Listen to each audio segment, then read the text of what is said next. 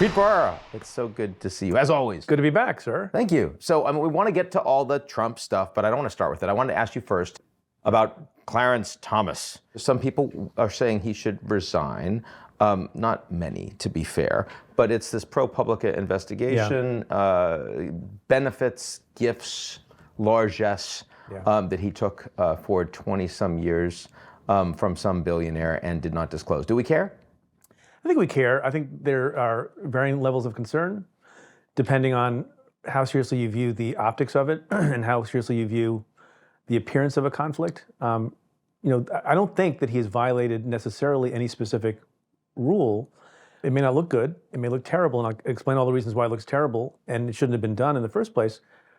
But maybe not an actual statutory violation, ethical violation, because there are rules that govern all judges that say gifts of a certain amount have to be disclosed or you shouldn't take them. And that includes personal hospitalities. It's not a good look for the judiciary. It's not a good look for the Supreme Court. It's not a good look for Clarence Thomas in particular, because this is the second or third time in recent months that he's been surrounded by controversy. The most recent time— With his wife. Ginny Thomas, his wife, has been involved in and been associated with people who were involved in January 6th. A lot of people have advocated for Clarence Thomas to recuse himself from decisions relating to the investigation of January 6th. He hasn't done that. And at a time when I think confidence and trust in the integrity of the court is low, it's not a great thing to have done. Who, by the way, there's no evidence that Clarence Thomas voted in any particular way because of his association or friendship with this conservative billionaire. People might also argue in defense of Clarence Thomas. I'm not defending him, but people have argued that Clarence Thomas is a dyed-in-the-wool conservative. He doesn't need convincing of conservative doctrine. He already is one. But when other members of the public, including members of Congress, including most state officials, when I was in the Justice Department, I couldn't take so much as a sandwich from somebody. In those circumstances, when you have the 9 most powerful justices in the world, or in the country, I'm sorry, to take what is the equivalent of hundreds of thousands of dollars in accommodations and travel from somebody who might have interests that are implicated, generally speaking, by the court, it's not great. Now, he said that he had received advice from fellow justices as well as others that basically told him, hey, I don't need to disclose this. You find that credible, given what you said about the ethics? He could have just disclosed it. You can make the argument that I wasn't prohibited from doing it, so then why not disclose it? He didn't disclose it probably because it didn't look good, because it's a terrible look. Okay, let's move on to a second topic, which is this leak, intelligence leak that we've seen, very significant, involving U.S. understandings of Ukrainian capabilities, Russian capabilities, other countries around the world. The DOJ is now investigating. What does it mean for the DOJ to investigate a leak like this? Do we usually have confidence that means that something will be turned up in relatively short order, or not at all? It depends. Certain kinds of leak investigations are easier than other kinds of leak investigations. Leak investigations that involve at their core the free press are very difficult to investigate. So if you have a leak that's in the Washington Post, whether or not it's sensitive national security information, or in the New York Times, that's very difficult to investigate and to put to bed, in part because you can't really subpoena the sources. You can't subpoena the newspaper, the writers of the article, who got the leaked information, about who gave them the information. We saw this with respect to the leak. I know it's a totally different circumstance, but we were talking about the Supreme Court a second ago.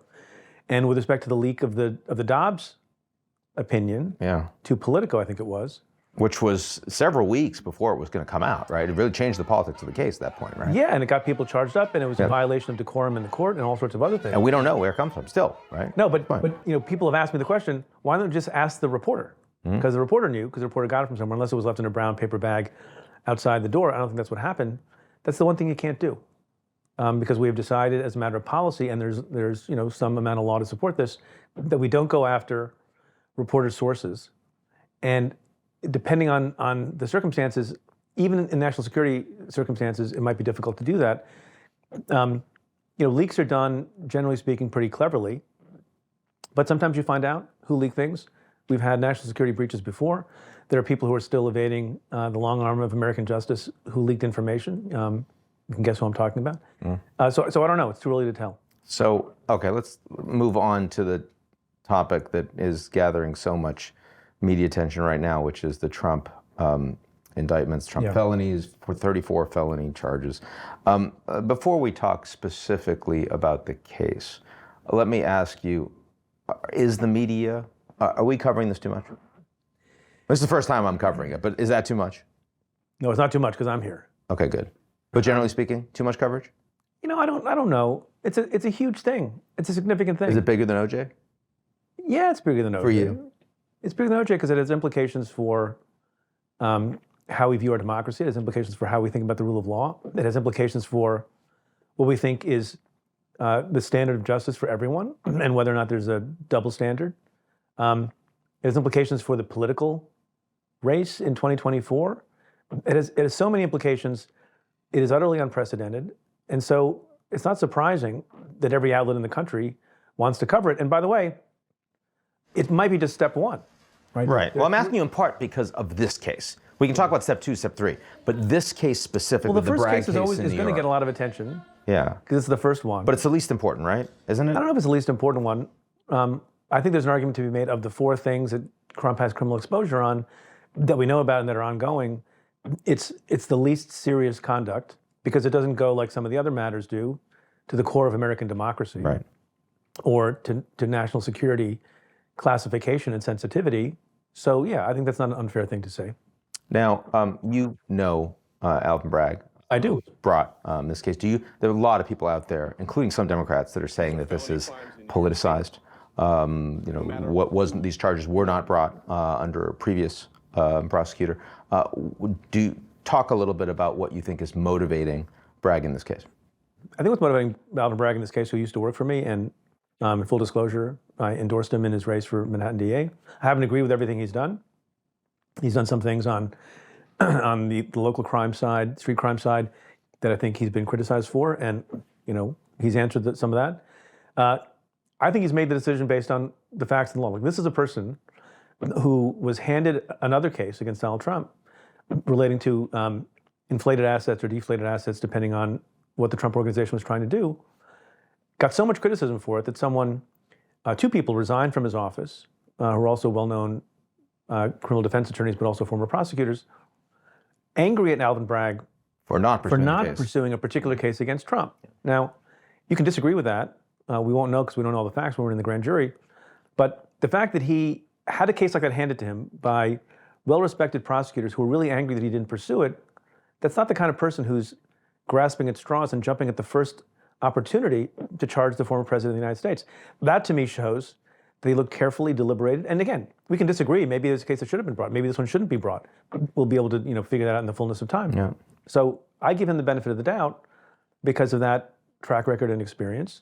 And here he saw another case, and reasonable people can differ. These are judgment calls that need to be made. Is it the most serious crime in the history of the world? No, it's an E felony, 34 E felonies, which is the lowest level of felony. It's the lowest level of felony in New York. That is a classification of felony. Classification of a felony. It doesn't mean excellent. It doesn't mean electric. Yeah. But at the same time, what I keep coming back to is, when the supporters of Trump say again and again from their podiums that nobody would ever be prosecuted for something like this, it's too trivial. I have 2 responses. One, falsification of business records stepped up to a felony. It's charged in New York State all the time. And this particular conduct that's at the core of the question with respect to Donald Trump, in the Manhattan DA's case, has been charged successfully against another actual human being who you may have heard of, Michael Cohen. So it's not like people who've engaged in similar conduct. Donald Trump's former attorney. Yes. Pled guilty to it in the Southern District of New York, my former office. Went to prison in part for this. The judge thought it was a crime and accepted the guilty plea. So you have somebody who definitionally is less culpable and responsible for this very conduct. I think you can make a powerful argument that it's good and right and proper to charge the more culpable person, Donald Trump. But I think people are raising in good faith, not everyone, but there are people who are not fans of Trump and not allies of Trump who I think are responsibly raising the question, the concern, what is the level of seriousness of a crime on the part of a former president that justifies bringing it? And they're really great arguments, and I struggle with this. On the one hand, we say no one is above the law, and if something is indictable and prosecutable, and you can convict on it, as happened with Michael Cohen, justice requires, in this American system, one standard, not two standards. You have to hold this other person accountable, even if it was the former president of the United States. On the other hand, prudential democratic concerns suggest, well, how does it look when one administration is going after the leader of the prior administration, no matter how justifiable it is, no matter how much evidence you have? If it's not that serious, the argument is, how does it look to other countries? How does it look to future generations? Does it look like it's political? Does it How look does it like look to future presidents? How does it look to future presidents? I get that. And by the way, I think here there's a good faith argument for supporting the prosecution, and there's a good faith argument for being concerned about it, given the level of crime here. As you said before, this is potentially only the first step. There are lots of other, well, three other sort of potential charges that are out there, right? We've got the issues of classified documents being mishandled. We've got the issues of his involvement around January 6th, and then we have the issue around the Georgian elections and with the call. If you had to talk about those three, rank them, prioritize them in terms of severity, which you think mattered the most, could you do that for me quickly? There's a disconnect a little bit between the likelihood of a case being brought and the seriousness of the conduct being investigated. The most serious conduct being investigated, I think, without question, is the January 6th matter. It goes to the heart of the peaceful transfer of power. It has as its essence anti-democratic forces, authoritarian and propagandistic, the big lie origins. That's what was driving it. I think it shook the Capitol to its foundation. And a lot of people ended up going to jail as a consequence. Yeah, of that. and people died. People died. Like that. Yeah. That's a big deal. That's something that's never happened in our country before. That's something we can't countenance. That's something, if we can hold people responsible for it, not just the people who breached the Capitol, but people like the former President of the United States, that is far and away the most serious. I think the argument is likely that what's happening in Georgia, what's being investigated in Georgia, is part of the January 6th thing, right? It's part of the big lie. It's part of trying to undo democratic process and steal an election, which is very, very important and a lot of gravity attached to it. The reason I'm hesitating is on the classified documents, I don't think that he's going to be charged with mishandling of classified documents. It's a tough charge to bring. A lot of other people do it. Well, it depends on what level of intent. I think the greatest likelihood is, based on reporting and what we know publicly about the conduct of the president and his lawyers and others, is obstruction of justice. And obstruction of justice, I think, is a very serious crime, but probably is not as serious as shaking the foundations of our principle of peaceful transfer of power, but it's not unserious. No. And all three of them, as we say it, probably more serious in terms of the nature of the conduct than falsification of business records. So whether or not he's convicted of that, of course, we've also had an impeachment process about that very issue. Yeah. And he was impeached, an unprecedented second impeachment for a sitting president. He was not convicted. Correct. That is the process that an executive is meant to go through. I know, I teach at NYU Law School, and I offer this as a paper topic to students in the last couple of years. Discuss the propriety of the Department of Justice investigating Trump and potentially charging him for conduct that was already explored by the Congress. The argument in favor of not pursuing it by the Department of Justice is, as you put in the stem of your question, this is how our system handles it. When you've got the head of the executive branch and you have the legislative branch, separate but equal branches of government, are at an impasse, you handle it through the political process. Double jeopardy doesn't attach because it's not the same forum, it's not the same court, it's not the same process. During the course of both impeachments, I would point out to people that even though they called it a trial, most of the hallmarks of an actual trial or fair trial are not present. You don't have people, the jurors are also the ones who are witnesses in connection with the January 6th event. We tell jurors to keep an open mind. They're not allowed to read press about the case in an actual criminal trial in this country. Here, the jurors who are senators are not only watching the news, they're making news. They're previewing not in every instance, but they're previewing what they think about the case. There's no real judge. The rules of evidence don't apply. Hearsay is admissible, all sorts of things. But it still is the process. It's the process. The Justice Department has a separate process. And the Constitution also makes clear that impeachment or no, a president of the United States is subject to criminal sanction still after he leaves office. As this plays out, right? I mean, and these cases are going to take a while Yeah. And Trump is running for the nomination. He is certainly the favorite at this point to get the nomination. Let's imagine he's found guilty of one or more of these charges. He's not yet president. What does that mean, in your view, for his ability to pursue that run? Nothing. He can be pending trial. He can be charged. He can be convicted. He can be in prison, as far as I understand it, and still run for and win the presidency. Historically, you might predict that if someone gets convicted of a crime, they would lose votes. We've not had a situation where someone was on the verge of being convicted of committing a crime. This may be one of those circumstances. It's less clear in this circumstance. That's right. Look, and in other countries, people have been convicted of crimes and come back and run for office. Do you think it's more likely, given where the cases are right now, that they would actually play out in completion before the election, or not? I don't think so. I also think that, not to step out of my lane for a second and think about politics, I also think it's in Trump's interest not to have had the trial. He played it out, yeah. Yeah, to say this trial's hanging over my head. They're trying to persecute me because of my politics. And on election day, a vote for me will send a signal that you can't intimidate me, some version of that. Because on the other hand, trying the case and getting convicted, with the possibility of getting convicted, I think the likelihood is he would be convicted. I don't think it's a sure thing. It's a triable case, I think.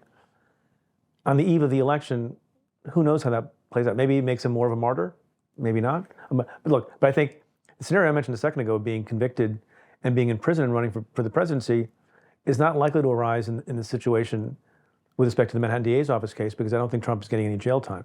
And I think people may not appreciate that, given the level of the felony.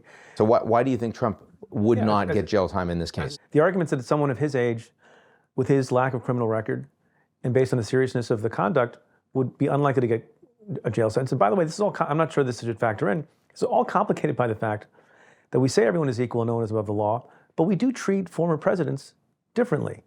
And one way we treat them differently is we give them Secret Service details for the rest of their life, because we feel that they're important assets of the country, if you will, and we protect them.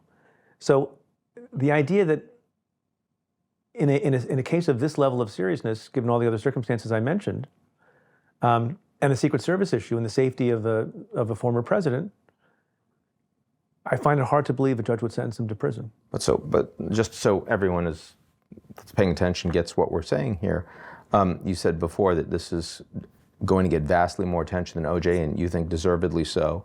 It's also going to play out almost certainly over the course of the election. So, we're going to be in 2024 voting for the presidency, and assuming Trump gets the nomination, all of this is going on real time when people are going to the ballot box. Yeah. Look, what's funny about this is, nothing funny about this actually, but the irony is, as we were saying earlier, like when the shoe's on the other foot, people say something very different, they sing a different tune.